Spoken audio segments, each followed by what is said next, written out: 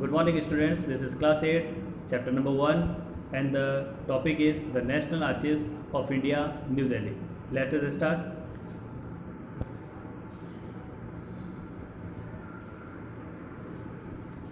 The National Archives of India was established in New Delhi in 1920. 1920 के अंदर इसे establish किया गया था न्यू दिल्ली के अंदर. It helped a lot in preserving the precious books, magazines, periodicals, etc., which helped the scholars greatly in writing history.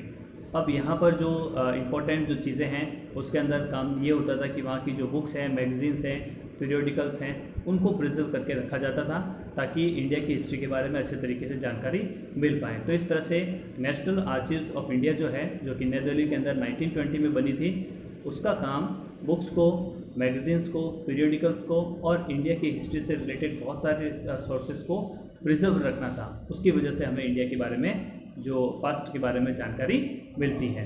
अब इसमें कौन कौन सी चीज़ें इंपॉर्टेंट हैं, उसमें फर्स्ट आता है प्रिंटिंग बुक्स.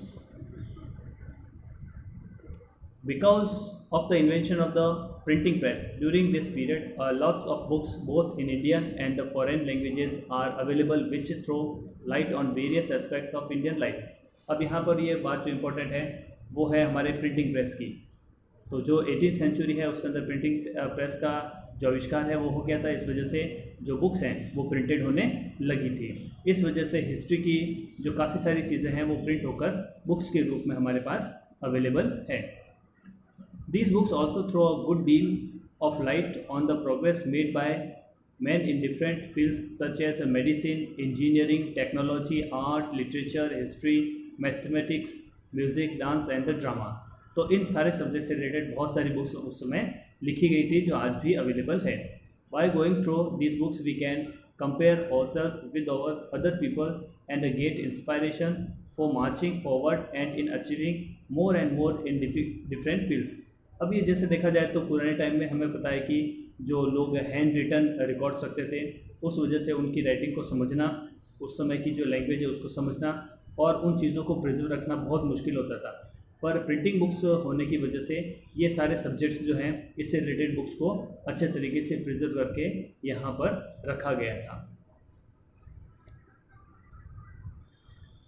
नेक्स्ट टॉपिक है government official documents and why did the British preserve them. अब ब्रिटिशर्स ने बहुत सारे रिकॉर्ड्स भी रखे हैं जिसके अंदर वो बहुत सारे ऑर्डर्स उस समय निकालते थे, उनको भी उन्होंने प्रिजर्व करके रखा था. अब उनको प्रिजर्व क्यों रखा उसके बारे में हम बात करते हैं. India is a vast country, so in different parts of the country different powers played their parts. At one time or other the nawabs of Bengal, the nawabs of Awadh, the amirs of Sindh, the Sikhs in the Punjab, the Maratha in Western India, Hyder Ali and the Tipu Sultan in Mysore ruled superb. At other times, the Portuguese, the Dutch, the English, the French were at the helm of affairs. All these rulers and powers exchanged documents with each other. These government documents have been well preserved and are now easily available. तो अब यहाँ पर बात बताइए कि जैसे ही Britishers आए तो उन्होंने इतने सारी जो ट्रीटीज़ वगैरह होती थी, इतने सारे जो नेटिव रूलर्स हमारे यहाँ बताए गए हैं, तो उनके साथ जो भी डॉक्यूमेंट्स उनके साथ में कम्युनिकेशन होता था, जो भी ट्रीटीज़ होती थी, जो भी उस समय की घटनाएं होती थी या जिस तरह के ऑर्डर्स उस समय दिए जाते थे, वो सारे के सारे रिटर्न होकर आज भी हमारे पास अवेलेबल है क्योंकि उन्होंने उसे प्रिजर्व करके रखा है.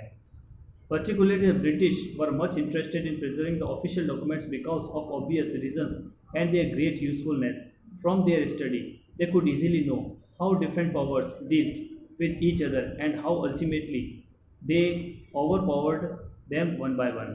तो अब ये उनको प्रिजर्व रखने का कारण यही था कि वो अच्छे तरीके से समझ पाए कि उन्होंने पर्टिकुलर टाइम के अंदर किस राजा के साथ कौन सी डील की थी और किस तरह से उन्होंने उनको ऑर्डर दिए थे और कौन कौन सी ट्रीटीज़ उस समय की गई थी. तो ये एविडेंस होता है ताकि उस समय की जो प्रॉब्लम्स हैं या उस समय के जो भी इवेंट्स हैं उसको वो अच्छे तरीके से समझ पाएँ. इसलिए वो लोग इन चीज़ों को प्रिजर्व रखते थे एज अ रिकॉर्ड के तौर पे.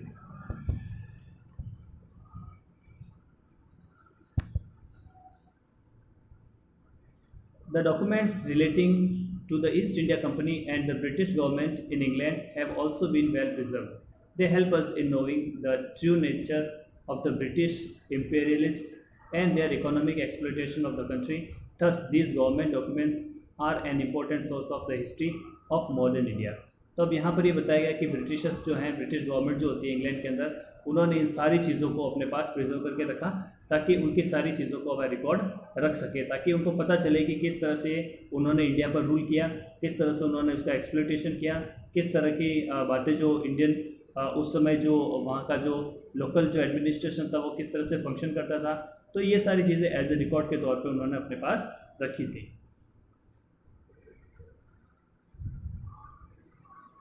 Newspapers, magazines, pamphlets, etc. But there is one defect in the official records, particularly about the police reports, that they give only one side of the picture. This was true about the police reports under the British rule. They would not discuss the atrocities committed by the authorities and would show the just cause of the people as truculence and the rebellious etc. अब act जो भी इतनी सारी चीज़ें जो होती थी, बहुत सारी चीज़ें जो होती थी वो उस समय वो लोग बाहर लाते नहीं थे, जैसे कि पुलिस स्टेशन वगैरह जो रिकॉर्ड्स होते थे उस रिकॉर्ड्स को वो ऑफिशियली नहीं पब्लिश करते थे। तो इस वजह से ये चीज़ें वो हमेशा छिपा के रखते थे। अब जैसे देखा जाए तो पुलिस रिकॉर्ड्स के बारे में जानकारी इसलिए नहीं दी जाती थी क्योंकि इससे वहाँ पर जो भी वो एक्सप्लोइटेशन करते थे वो लोगों को पता नहीं चले। तो इस तरह से ऐसे रिकॉर्ड्स को उन्होंने छुपा कर रखा था। But the contemporary literature, newspapers, magazines, pamphlets etcetera came to the help of the historian. पर उस समय की जो मैगजीन्स हैं, पैम्पलेट्स हैं, न्यूज़पेपर्स हैं, लिटरेचर्स हैं, तो उसके अंदर जो ब्रिटिश रूल जो भी हमारा एक्सप्लोइटेशन करते थे वो उनके अंदर अच्छे तरीके से लिखा हुआ होता था और उनकी वजह से हमें पता चलता है कि किस तरह से जो ब्रिटिशर्स थे वो उनकी जो पुलिस होती थी वो किस तरह से लोगों पर अत्याचार करती थी। तो इस तरह से पुलिस रिकॉर्ड उनके पास अवेलेबल नहीं है इसलिए ताकि लोगों को पता न चले। पर उस समय जो लिटरेचर, न्यूज़पेपर, मैगजीन्स और पैम्पलेट्स बनाए जाते थे और लिखे जाते थे उसको पढ़कर हम लोग अच्छे तरीके से पता चल जाता है कि उस समय जो पुलिस स्टेशन जैसे काम करते थे, जो ब्रिटिश पुलिस किस तरह से काम करती थी और किस तरह से लोगों का एक्सप्लोइटेशन करती थी, वो हमें इन चीज़ों से बहुत ही अच्छे तरीके से पता चल जाती है। वरना हम लोगों को पता ही नहीं चलता कि ब्रिटिश पुलिस जो है वो हमें किस तरह से डील करती थी और किस तरह से हमारा जो एक्सप्लोइटेशन है वो करती थी। They get a lot of information about the modern period from a large number of the newspaper, magazine, pamphlets, etc., which were printed in the different parts of the India in different languages by different people.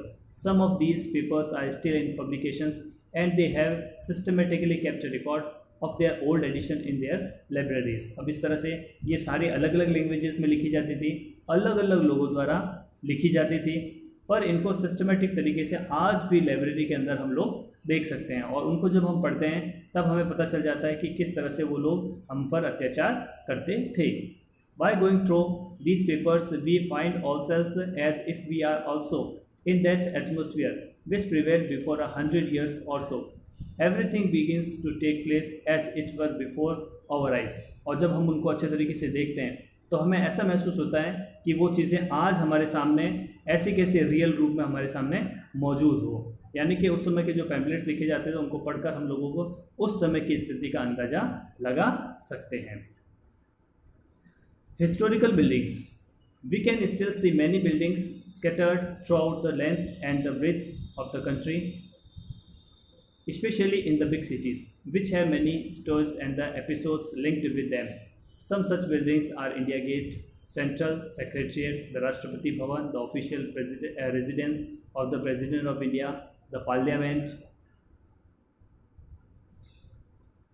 House, the Birla House, where Mahatma Gandhi was assassinated in 1948. तो इस तरह से ये सारी buildings हैं जो हमें उस समय की याद दिलाती है। तो ये बिल्डिंग्स भी अपने आप में एक हिस्टोरिकल जो डिपार्टमेंट के हिसाब से हम दे सकते हैं कि हम लोगों को उस समय की जानकारी देती है। जैसे राष्ट्रपति भवन है, बिरला हाउस है, तो उस समय के बारे में हम लोगों को जानकारी मिलती है। All these buildings are our national wealth and the must be preserve because they not only tell us much about the near past but also throw a good deal of light on different aspects of the architecture achievements of India. तो इन चीज़ों को देखकर हम लोगों को पता चलता है कि उस समय हम आर्किटेक्ट तौर पे यानी कि वास्तुकला के हिसाब से बिल्डिंग बनाने में किस तरह के एक्सपर्ट थे। Other works of arts, Various status rare specimens of paintings are not only important as work of art, but they also tell us something about the physical features and the achievements of the national leaders and great historical personalities. अब यहाँ पर इसमें paintings की बात बताई गई है कि उस समय की बहुत सारी पेंटिंग्स भी हमारे पास अवेलेबल हैं, जिससे हम उस समय के जो लीडर्स हैं उनको हम जान पाएँ और उनकी पर्सनैलिटी को और उनकी जो लीडरशिप है उसको हम पहचान पाएँ। तो पेंटिंग्स भी अपने आप में एक बहुत इंपॉर्टेंट रोल प्ले करती है ताकि हमें उस समय के जो जितने भी लीडर्स हैं उनके बारे में जानकारी मिले। Miscellaneous sources. In addition to the above sources, there are certain other sources which provide us very useful information. The chief among them are films which throw a good deal of light on contemporary people and their way of life. उस समय की जो films हैं उससे भी हमें पता चलता है कि उस समय के जो पीपल हैं वो किस तरह से रहते थे, उनकी लाइफ स्टाइल कैसी होती थी। The impression which they leave on us remains quite permanent because we see the different events happening before our very eyes. Letters written by the great historical personalities like Mahatma Gandhi, Jawaharlal Nehru, Netaji Subhash Chandra Bose also give us a chance to understand their personalities, way of thinking and their relationship with other people. तो उस समय जितने भी ये सारे great leaders होते थे उनके हाथ से लिखे हुए लेटर्स आज भी हमारे पास अवेलेबल है। उनको पढ़कर हम लोग उस समय के लोगों की पर्सनैलिटीज़ के बारे में, उनकी थिंकिंग के बारे में और उनकी दूसरे लोगों के साथ रिलेशनशिप के बारे में अच्छे तरीके से जान सकते हैं। तो इस तरह से ये इतने सारी चीज़ें हैं, इतने सारे सोर्सेस हैं जिसके थ्रू हम लोग हिस्ट्री को जान सकते हैं। तो ये चैप्टर यहीं फिनिश होता है। Have a nice day.